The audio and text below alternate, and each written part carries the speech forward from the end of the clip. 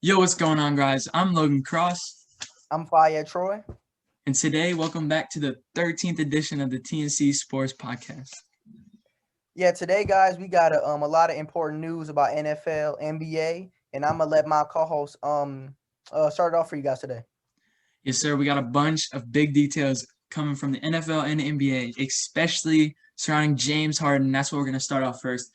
Just recently, about 30 minutes ago, Bleacher Report put out saying that the trades have reopened and are heating up.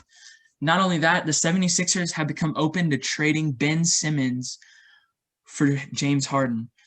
Now most of those trades are kind of at a standstill right now, but they slided Ben Simmons and now they're open to trading him. What do you think the Sixers are thinking?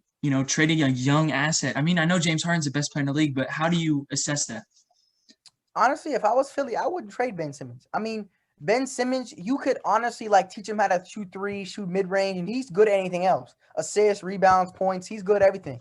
But I think if you were Philly, I think that's a bad idea because Harden kind of regulates what he does and kind of what like how people like think of him like around him as. And I just believe that's kind of bad tension and like a bad a bad player to add to the organization.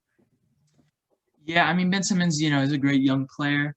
I would definitely, I don't know, it's close. Like James Harden is a superstar level player, and if you're trying to win now, definitely go grab him. But Ben Simmons has a potential to be like a LeBron. Like a lot of people compare him to LeBron.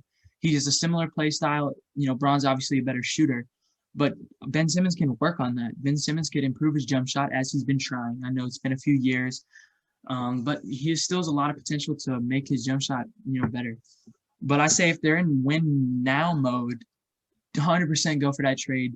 James Harden, obviously kind of wants out of Houston. So if I was Houston, I'd probably take that trade. I would definitely take that trade considering, Harden wants out. And whenever his contract's up, I'm not exactly sure when he's probably going to leave if he's not traded by then. So I would take whatever I can get. And you're getting a superstar young talent. So I'd take it immediately. No questions asked. But this is not the first case. I saw this come out. I forget where it was on. I saw it on Instagram from one of those big sports accounts.